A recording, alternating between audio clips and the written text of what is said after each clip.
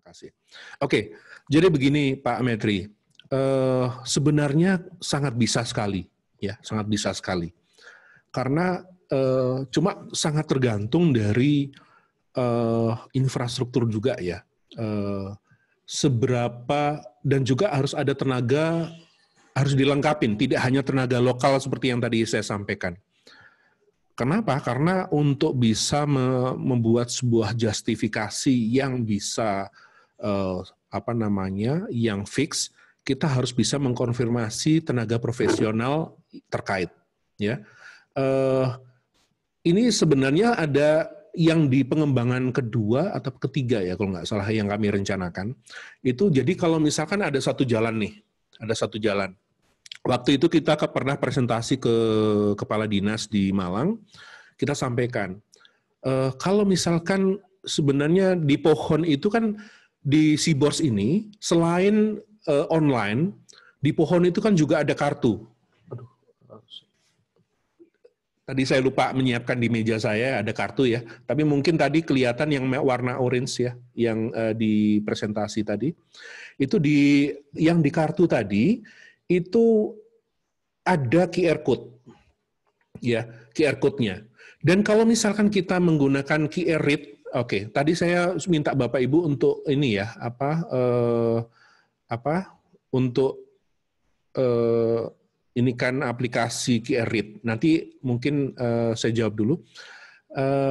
Kalau misalkan ini kita klik terus ternyata itu pohonnya itu misalkan sakit parah, sebenarnya ini juga bisa kesadaran masyarakat untuk tidak parkir di sebelah pohon tersebut. Ya.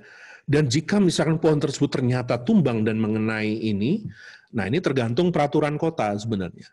Kalau misalnya peraturan kota mewajibkan untuk melihat atau hati-hati memeriksa pohon-pohon di tempat parkirnya masing-masing, tentunya ini bisa juga digunakan sebagai kelengkapan untuk asuransi pohon. Ya. Terus kemudian kalau yang negara mana dan sebagainya, kami masih belum Hong Kong setahu saya hanya sistem informasi Pak. Kalau untuk detail untuk asuransinya saya masih belum mengelaborasi di sana. Itu Pak Metri mungkin bisa menjawab. Terus kemudian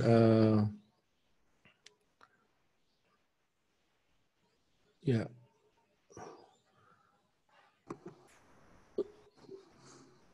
Bu Dewi Aryani. Ya, Bu Dewi Aryani. Di daerah kami Kabupaten Bogor banyak pohon termbesi yang ditanam di median jalan. Pengelolanya agak menyulitkan karena jarak tanam yang cukup dekat, 3-5. Pohon ini ditanam oleh pihak lain yang merupakan program penanaman pohon, jadi tidak mudah untuk menebang atau mengganti. Maka sebaiknya bagaimana pengelolaan pohon ini? Yang kedua, cakupan pengelolaan kami cukup luas, Kabupaten Bogor,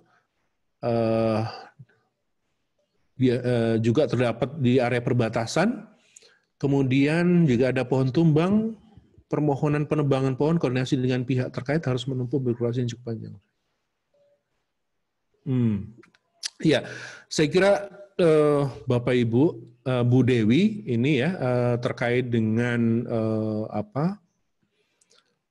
memang ini juga terjadi di banyak kota. Ya, kadang-kadang di ruang publik, saya kira ini pernah juga ditulis oleh Pak Rahman, nanti juga bisa dibantu dijawab Pak Rahman ya, pertanyaannya Bu Dewi, terkait dengan private atau masyarakat umum ini menanam di area publik. Ya, saya kira ini menjadi sebuah kontribusi yang baik jika ini dikomunikasikan dengan baik. Artinya kami mau menanam apa dan sebagainya, ini kita informasikan ke pengelola, dalam hal ini DLH misalkan, Dinas Lingkungan Hidup kota masing-masing. Kalau misalkan prosedur itu dilakukan, tentunya kita malah membantu kota. Tetapi kalau misalkan tidak disampaikan, tahu-tahu sudah tumbuh, tahu-tahu sudah besar. Nah ini, nyun sewu, Bu Dewi, ini kalau misalkan menebang atau mengganti, saya kira kalau menebang dan mengganti ini kan memang haknya oleh DLH kota ya. Kalau memang dirasa itu tidak sesuai, ya sebenarnya mempunyai hak. Cuman memang dalam konteks etis atau norma, kok motong pohon tidak ada tidak ada rencana atau tidak ada ini akan menjadi pertanyaan publik ya. Cuman memang harus mempunyai alasan yang kuat kenapa kalau kita harus melakukan pemotongan pohon. Ya, dan alasan-alasan ini saya kira terkait dengan kebijakan pemerintah kota sendiri. Ya, jadi kalau pemerintah Kabupaten Bogor menetapkan A, B, C, D dan sebagainya, ya itu kita harus komit ke kebijakan tersebut. Kemudian dengan pemerintah kota pusat, ya sebenarnya ini juga terjadi di banyak kota. Karena beberapa kota ini kan ada juga statusnya berbeda ya. Kalau misalkan kayak koridor primer, Pak ini ahlinya Pak Metri ini, koridor primer kalau nggak salah itu yang ngelola adalah provinsi, ya. Sedangkan kota sendiri itu ngelola di sekunder dan juga lingkungan dan seterusnya. Dan ini pengelolaan, padahal lokasinya di tengah kota, di kota Bapak Ibu, tapi ini adalah tanggung jawab oleh pemerintah provinsi. Nah ini kadang-kadang memang menjadi menjadi keunikan tersendiri ya di dalam mengelola kawasan ini. Tentunya komunikasi ya, Bu Dewi ya. Kembali lagi ke komunikasi antar instansi, antar ini untuk bisa memudahkan dari masing-masing pihak untuk bisa melakukan pekerjaannya dengan baik. Dari Bu Rinda Rentina, berapa lama aplikasi ini dibangun? Tadi sudah saya sampaikan di sejarahnya Sibor sendiri, sebenarnya kalau berapa lamanya, kalau idenya sudah lama sekali Bu, cuma kalau kita membangun intensif dengan mengundang tenaga coding dan sebagainya, kurang lebih sekitar 2 tahun ya, sekitar 2 tahun. Yang ketiga, sejauh mana Sibor bisa memudahkan? Oh oke. Ya, saya kira kalau kewenangan itu Sibor ini sebenarnya kan ini aja, aplikasi alat bantu ya. Alat bantu untuk menetapkan mana pohon-pohon yang memang dikelola oleh dinas ibu, mana yang tidak. Saya kira nanti kalau misalkan memang komunikasi atau administrasinya betul, mana yang dikelola, mana yang tidak, ini bisa dikomunikasikan ke pihak lain yang bersebelahan dengan lokasi kita.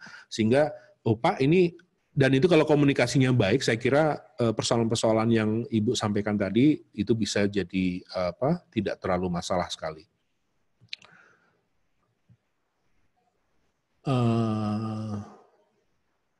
Ya, Pak Amin Sodik, ya.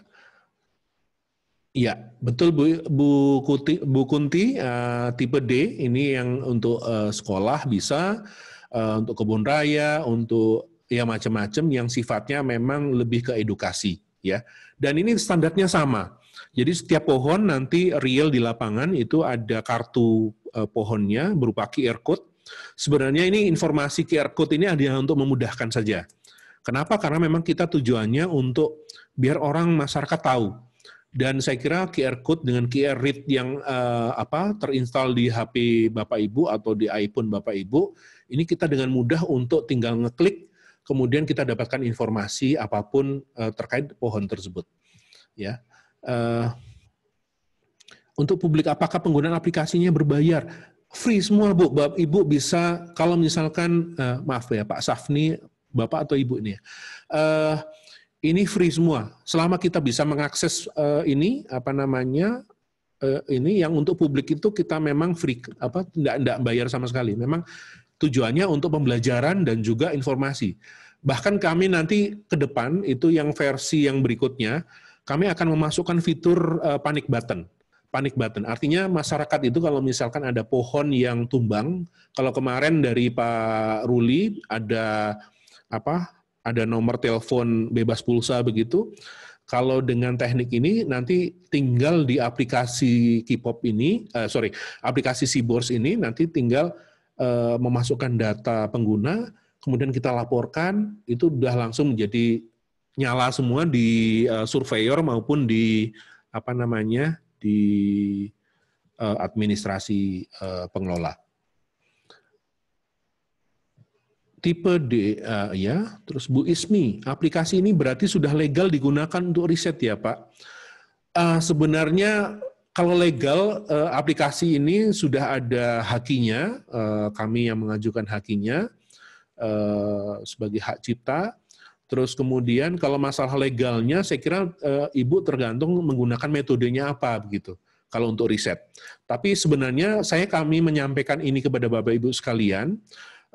Kalau misalkan ada yang ingin kerjasama, ingin menggunakan aplikasi ini untuk menggunakan di kotanya masing-masing, tapi masih belum punya dana nih misalkan. Kami terbuka, silahkan saja. Kebetulan kami Ikatan Arsitek Lanskap Indonesia tersebar di seluruh Indonesia, ada berapa provinsi Pak Dian? Ada 16 ya kalau nggak salah.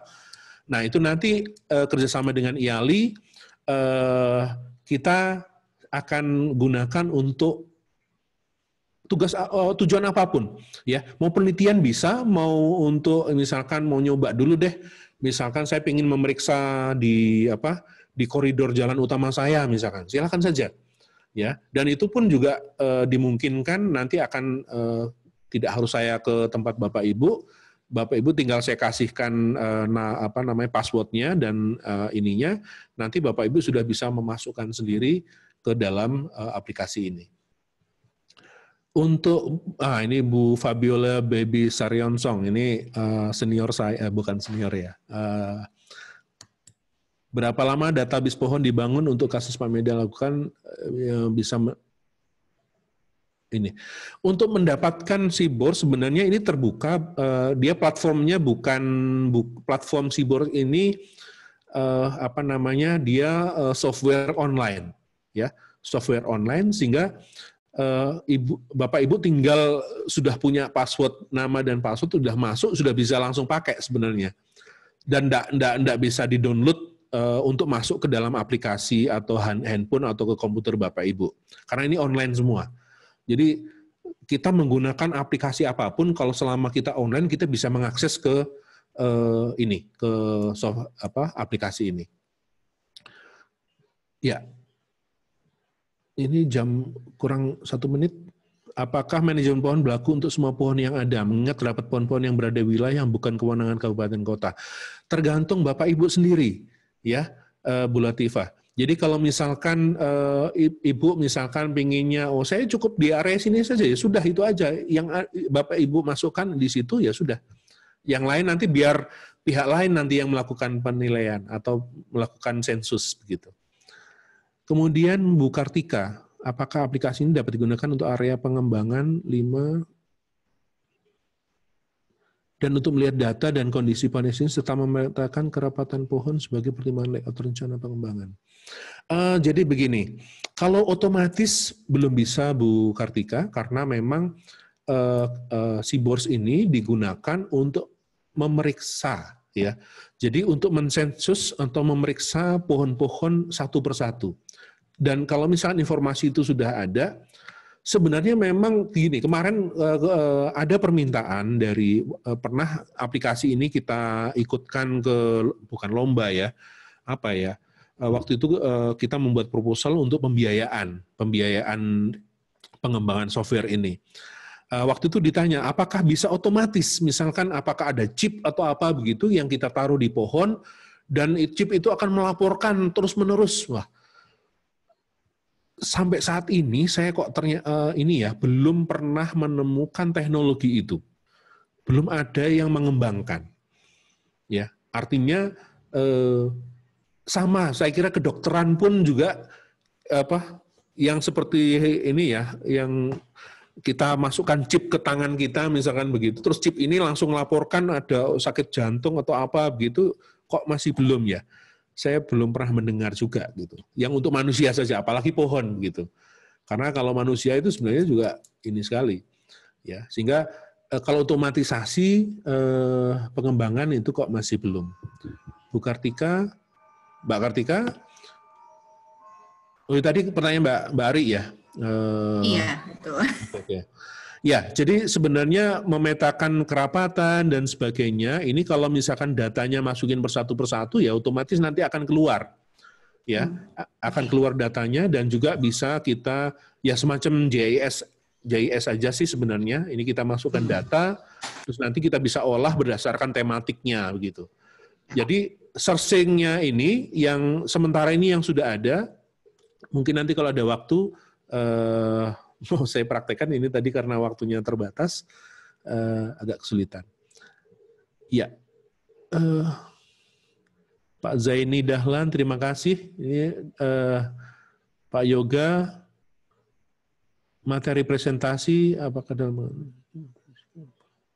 Oh bisa, ini bisa Pak, sangat bisa sekali. Jadi pemangkasan pertama, misalkan nanti tinggal ngeklik, nanti dia sudah menjadwalkan ulang, nah itu tinggal pengembangan di fiturnya saja. Apakah dimasukkan jumlah oksigen setiap pohon? Saya kira begini, perhitungan karbon, oksigen itu kan dari data-data mulai dari dBH, terus kemudian crown, ya ukuran crownnya dan sebagainya, termasuk jenisnya. Karena memang setiap jenis pohon itu juga menghasilkan oksigen berbeda-beda. Tetapi secara garis umum biasanya banyak dipercaya, beberapa penelitian kalau nggak salah, saya lupa publikasinya, itu pohon yang memang lebih lebar sekali, kemudian membuat shading yang begitu banyak, yang bisa menurunkan suhu yang cukup banyak, ini bisa menghasilkan oksigen yang lebih banyak. Cuman saya belum spesifik di hal itu. Oke, Bu Ari, terima kasih. Bu Siti Nurul Rofiko, link K10 dan D10, ya nanti japri saja Bu, nanti saya kasih informasinya, atau di IALI nanti ya saya ini. Tapi prinsipnya ada seaboards.com, ada kpopseaboards.com, dan juga ada pjtseaboards.com ya. Kalau ada di sana nanti insya Allah ini. Atau nanti bisa japri saya aja, nanti bisa ini kan. Pak Media, mungkin halaman yang tadi bisa tetap dimunculkan supaya... Oke. Siap. Tetap sharing berarti ya. Tapi saya nggak bisa baca chatnya, Pak. Oh, iya gitu ya. Tidak apa-apa, kalau misalnya nggak bisa, nanti saya akan bacakan pertanyaan berikutnya. Oh, oke. Siap. Ya. Pertanyaan berikut ini ada dari Ibu Dewi Aryani. Ya. Oh, ini hanya ucapan terima kasih sebetulnya. Jadi. Ya, terima kasih. Sudah muncul Pak Rahman? Sudah muncul. Oke. Ini saya mau Bapak Ibu misalkan begini. Ini saya coba praktekkan ya. Misalkan ini ada waktu berapa menit? 4:55. Oke, masih cukup lah. Kita masih ada waktu cukup ini ya. 5:30. Oke. Saya akan pakai di kpopseaboards.com ya. Jadi kalau misalkan begini, ini informasi sudah muncul di layar nggih? Sudah. Ya. Jadi ini tampilannya kalau misalkan bisa disetting berbeda antar ini saya masuk di sini sebagai admin. Bukan surveyor. Jadi kalau admin saya bisa melihat keseluruhan. Ya, mulai dari lokasinya di mana, terus kemudian ininya, nah ini bisa kita cek.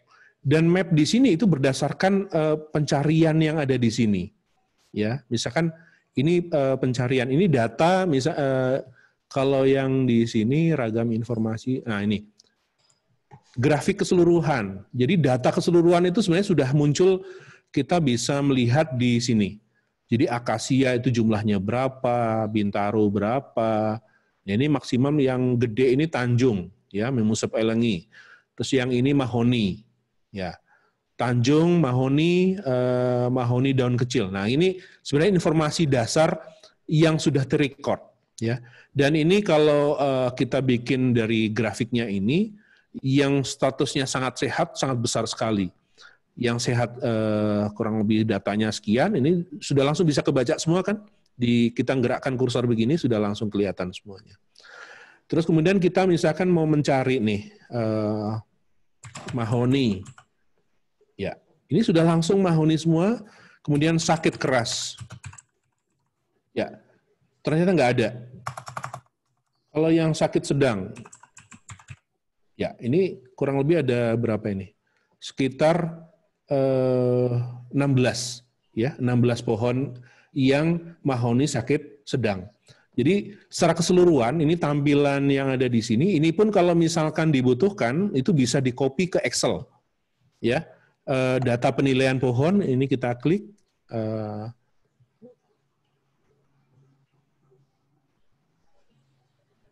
Ya, ini sudah langsung daftar laporan lengkap, ya. Terus kemudian ini masih nunggu dulu, masih belum berhenti. Nanti akan muncul, nah ini copy ke apa? Di copy dalam bentuk tabel ataupun dalam bentuk disimpan dalam bentuk CSV atau langsung di print juga bisa. Jadi hasil pengukuran kesemuanya di lapangan, ini kalau misalkan mau diolah lagi di tempat lain, makanya tadi di presentasi tadi, ini bisa dihubungkan ke aplikasi Smart City yang lain misalkan. Itu sangat bisa sekali.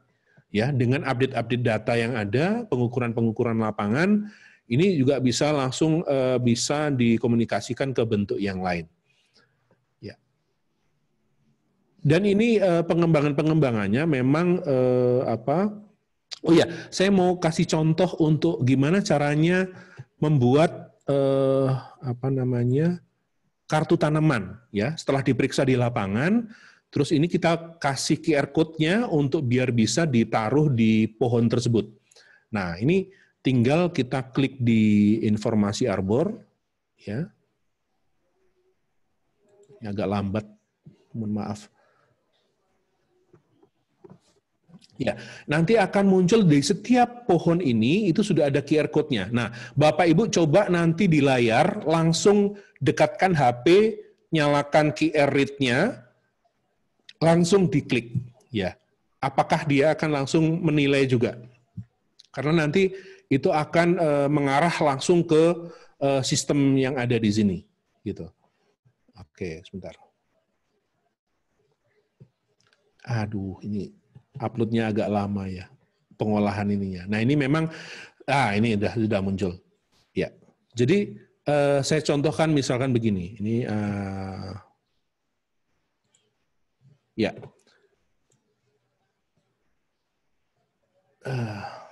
waduh nggak bisa nih. Ini sebenarnya saya ada aplikasi Word ya, yang kalau saya tarik ke kanan, sebentar, moga-moga bisa deh. Bentar, bisa, harusnya bisa sih. Oke. Nah, ini oke. Nah, ini misalkan begini. Bapak Ibu kita misalkan saya mau ngambil data di ini Word ya. Ini dari QR code yang terbentuk pada waktu kita mulai mengisi ID. Itu QR code-nya langsung terbentuk sendiri. Ya, dan sudah mengarah ke ID tersebut. Nah, ini tinggal kita tarik begini aja, ya, ya. Ini sudah bisa jadi satu kartu sendiri. Ini kok nggak muncul ini? Sebentar.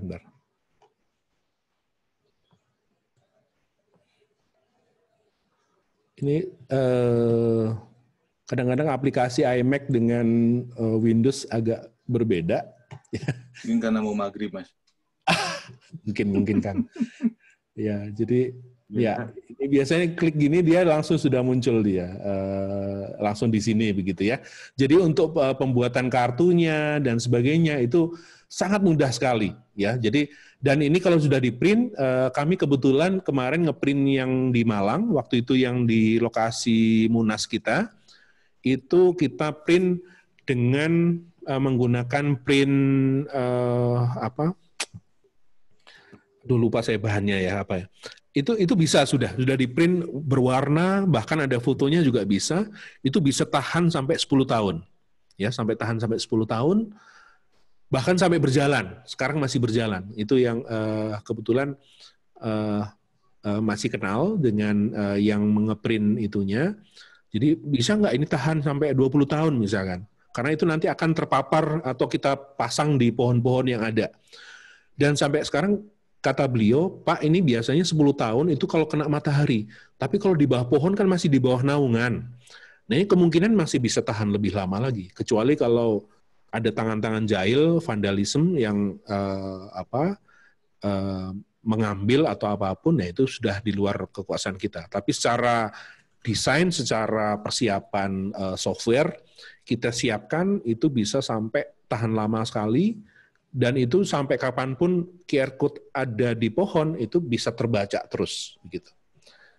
Ya, saya kira itu. Baik, Pak Meda, masih ada sedikit pertanyaan nih dari teman-teman di Ya. chat. Ya, Pertama, silakan. mohon maaf Pak, mau tanya apakah aplikasi ini bisa menghitung karbon yang terjerap? Ya, sangat bisa sebenarnya. Cuma sementara ini kita masih belum masukkan hitungan algoritma.